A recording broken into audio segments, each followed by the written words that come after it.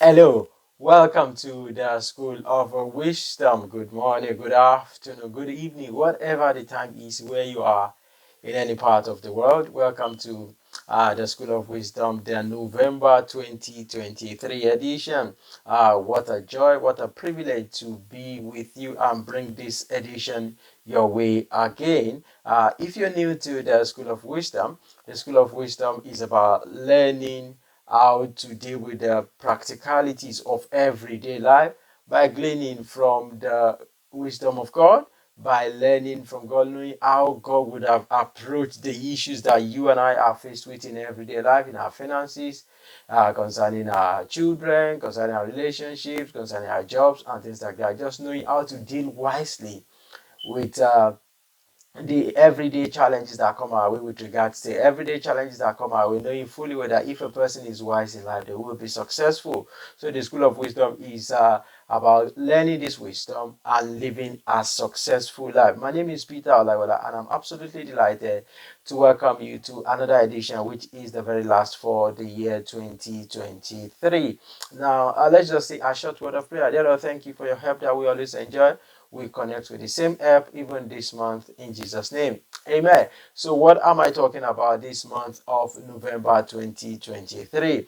Like I promised, I want to wrap up the discussion. So, when I say like I promised, that means in the previous edition, I talk about wrapping up the discussion on the topic that we've been talking about for the past 3 or 4 months. And that is what I caption opportunities, moments, and greatness. Opportunities, moments, and greatness. That when you hear things like the seed of greatness is inside of every one of us, that each one of us can do something remarkable, that is actually very true. It doesn't mean that everybody will be popular, it doesn't mean that everybody will be super rich, but it does mean that everyone can live a life of meaning, a life of impact, a life of significance.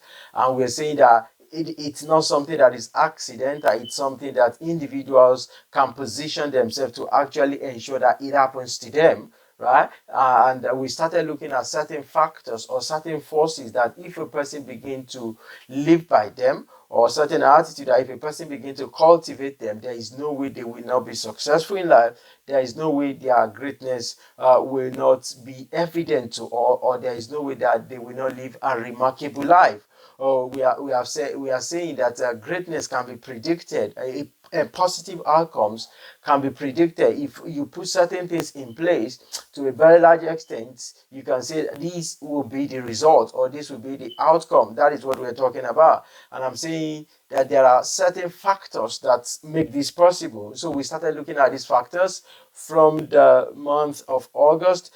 We said that there is a process, that the fact that you don't understand something does not mean there is no process to it. The fact that you cannot explain it, for example, the fact that something is not obvious to you does not mean there are no processes.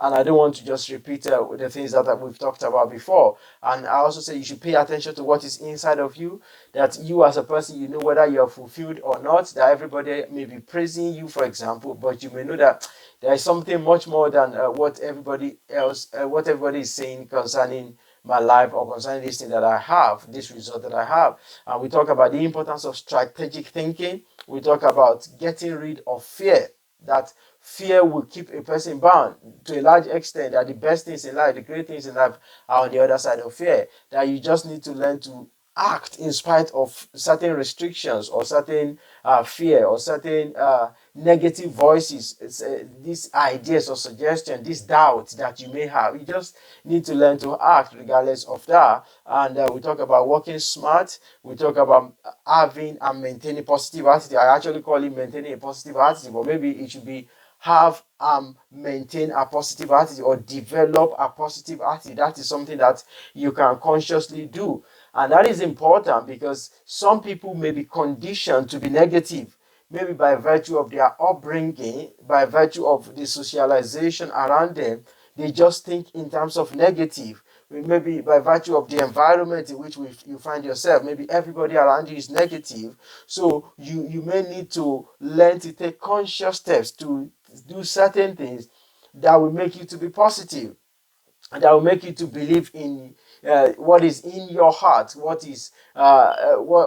your vision is, what your idea is, what your dreams are, that you need to learn to live independent of what everybody around you is saying, that you need to consciously take some steps towards your goals, towards your targets, towards your vision, for example, that it's important to have a positive attitude. And I'm not just talking about maybe going about with this or a sense of optimism whereby you are ignoring reality. No, we're not talking about blind optimism, so to speak. That okay, you just be optimistic, maybe even if somebody is dying, where you're supposed to go to the hospital and things like that. No, that's not what we're talking about. We're saying that it's important to have the right perspective to everything in life.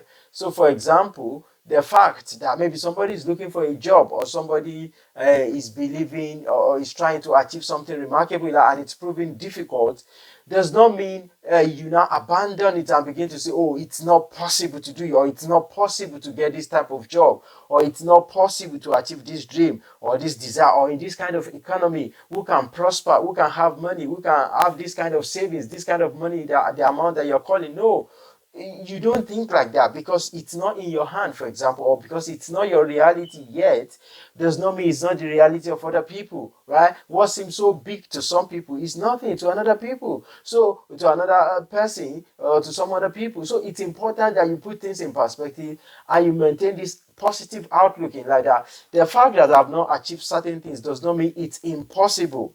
That I've in one of the series in School of Wisdom, I talk about the fact that impossibility is relative. So you do need to think like that when it comes to the importance of attitude, and that as a result of that, or as an extension of that as well, that you don't come up with this negative attitude when you see people that appear to be more successful, people that appear to have what you don't have, for example. You don't begin to castigate them, you don't begin to criticize them, you don't throw in the towel and things like that. And many great sports personalities, football coaches, for example, they've talked about the importance of attitude, the significance of having and maintaining the right attitude when it comes to fulfilling or realizing one's potential.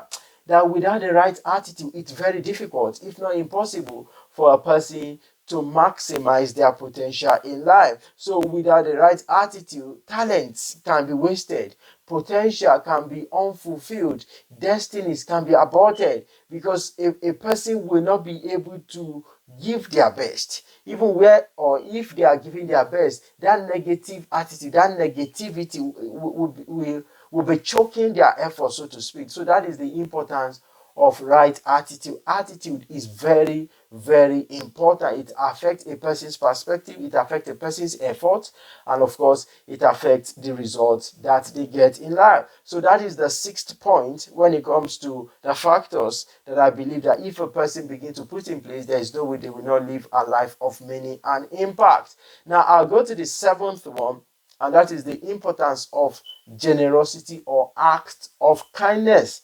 Act of kindness lead to greatness. Act of kindness will make a person to be great, will make a person to live a remarkable life. That is commitment to helping people, right? So you are not preoccupied with yourself. You're not just concerned about yourself, about your life, about what you're going to eat, what you're going to drink, about the next holiday you're going for. No, preoccupation with self is essentially self-slavery. You are enslaving yourself. That's not the way to live. That's not the way to be fulfilled in life. So you can begin to think about countless examples, countless maybe situations you can see, or illustrations around you, and all of the, when I say examples and illustration, that point to the fact that no one fulfills destiny as a lone ranger.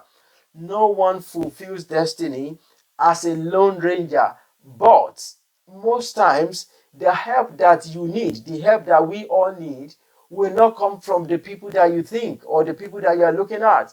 So, and that's why it's not wisdom to be angry with some people, some individuals, for not helping you. No, sometimes the people that are supposed to help you, when they don't help you, they push you, right, to where real help is, to where the real destiny helpers are. So maybe your uncle, a family member, a friend, a colleague, or someone that you probably even helped in the past. You are expecting, oh, they will be able to help you, they will be able to come through for you. And if they disappoint you, you don't be so angry, don't be too harsh on yourself or begin to take it out on them or other people. No, because oftentimes you just need to keep sowing these seeds, this act of generosity, this act of kindness, and naturally the returns will come your way. Not exactly the way you probably are expecting, or not from the people that you are expecting, for example, but it will always come because you reap what you sow. That is the law of life. That is how it's supposed to be. So it doesn't have to be with that particular maybe notable person or that particular politician or that particular family member or that particular business person. No, you need help in life. Everybody needs help in life, but that help does not have to come from the people you are expecting or the sources you are looking at. It can come from different sources, from different quarters. And I am saying one of the best ways to position yourself or to actually sow the seeds of the help that that you will need in life is by act of generosity in the present, sowing seeds of kindness in your present. It's something that will always generate results for you in the future. Why? Because you reap what you sow. So I personally think one of the easiest or the cheapest ways to leave a lasting positive impression on people is through acts of kindness. One of the easiest, one of the cheapest ways to leave a lasting impact, a lasting legacy on people is through acts of kindness, particularly to people that may not be in a position to repay you, or particularly when you don't have it in mind that, oh, if I do it for these individuals, they will repay me. Particularly when you do it for strangers. Somebody is struggling, for example, they are carrying heavy loads, and you just help them, and they ask you, oh, so what do you want in return? You say, nothing, I just do it for you. God bless you, and you go your way. You will be amazed at what impression you are leaving on people like that. Acts of generosity, acts of kindness. And it doesn't have to be something, in fact, it doesn't even cost most time. You don't even need, it may not even be something that has to do with money most of the time. So based on that, I said great doors can be opened through acts of kindness. Never forget that. Great doors, great opportunities can come your way through acts of kindness. And the opposite is also true. Great doors can be shut against a person when they ignore or when they fail to act kindly, when they are rude, for example, when they are blind or when they turn blind eyes or blind ears to the needs of other people around there. You can imagine a young lady that was struggling to pay her fees, just helped an elderly lady, and the elderly lady just prayed for her, and the next day it just so happened that somehow somebody came around and then settled a bill. How did it happen? What's the correlation between helping an elderly person and your school fees being paid?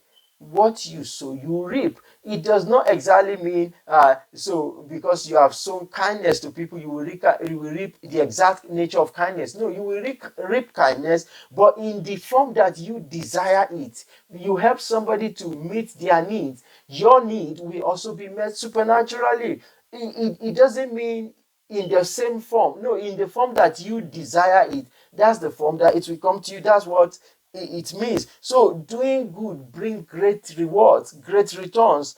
So most of the time, people don't know what they miss when they are not kind to others. People don't know what they mean when they turn blind eyes, blind ears to the needs or the challenges of others. So on that basis, I say failing to show mercy, failing to show kindness is missing opportunities for greatness. Failing to show mercy, failing to show kindness to people is missing opportunity for greatness. Imagine a young person that was rude. So somebody he was going to a place for an interview, and then he just saw somebody on his way, and just say, "Hey, my guy, how are you?" He was just rude to the person. He didn't even say, "My guy, how are you?" He was just rude, and it turned out that the person was on the interview panel. And of course, you can imagine they didn't take them because of that. And of course, maybe because of other reasons as well. But act of kindness, act of generosity, so that some opportunities are lost, not for lack of faith, not for lack of ability, but for character defect, for failing to show kindness, for failing to show kindness. A young person was working in an organization and everybody just was just impressed with his, not just with his competence, but also his character. He would greet people, he would go out of his way to help people. And in no time, the boss just called, you know what, I like you. Can you do these other things? And can you do this other one? And that was how the boy was promoted. And of course, with several other benefits that came with that particular new level that they got. So it is important that we act nicely, that you act kindly, that you act generously, that you are not preoccupied with yourself, that you don't just think about yourself. And these opportunities abound around us every time. Opportunity to help somebody, an elderly person, opportunity to help a young child, opportunity to be kind to a colleague, opportunity to be nice to people, even as you go about your daily life. You are not doing it because you're looking for something. You just cultivate it, and I'm saying amazing doors can open to you that way. And of course, in saying this, a few caveats, a few things to keep in mind, a few things to keep to note, so that you will conduct your affairs with wisdom, as the Bible says. Now, the first thing is that people don't always have to know. People don't always have to know. In fact, some of the best acts of generosity are the ones done anonymously. The ones that are done anonymously, that the beneficiaries don't have to know. So, for example, maybe you donate to a cause anonymously, or you know about somebody in need, and then you go through maybe some channels and you meet their needs, and you say, oh, you don't have to mention my name. People that you are helping do not have to know. Of course, it's not always possible. In some cases, people may know, but it's not necessary for these individuals to be known. To know the person that is maybe their benefactor, or that is donating, their donor. The benefactor doesn't have to know most of the time. So people don't have to know. Now, also, people don't have to repay you directly. And this is what I think I alluded to earlier on, that it is not wisdom to be expecting returns from the people you have sown to. No. In fact, if you're doing that, it means you are short-sighted, because to a large extent, you should aim, you should dream to be so big that you'll be able to help so many people that you don't even know all of them. That is what your goal should be in life, that you're able to help so many people that you don't even know some of them. Some of them don't need to know you directly. So when you think like that, you will know that these people or these individuals do not have to repay you directly. The people that you are helping do not have to repay you directly. You just need to sow the seed and keep sowing the seed. Also, it doesn't need to be about money. So somebody will say, oh, I don't even have enough. How can I begin to help other people? It doesn't have to be about money. It's just a state of heart for a start. It's a state of heart. It's a mindset for a start. So you see an elderly person struggling, you just help them. You see a young child that is maybe struggling, you just help them. Or maybe you have some spare clothes that you can give to people in need. You just do it. So it doesn't have to be about money. You can share the little that you have. And also, don't be surprised if some people set out to take advantage of you, or if some people choose to repay you your good with evil.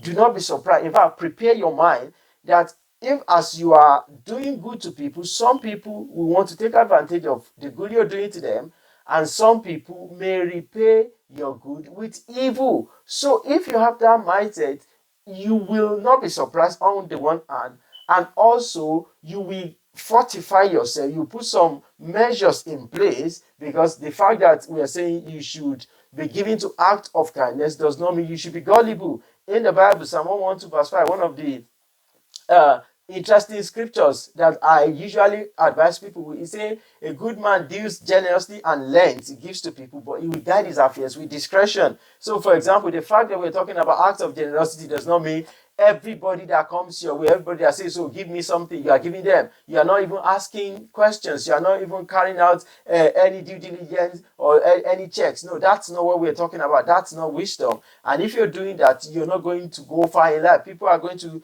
take advantage of you, and you're going to head with heartaches in life. So we are saying you do need to be wise in your act of kindness, in doing good to people. That some may not appreciate what you're doing at all. Some may not even appreciate what you do. Some may criticize you, but it doesn't mean that you should stop doing what you do for them. That is very important to keep in mind. Some people will even appreciate you openly, but criticize you in secret.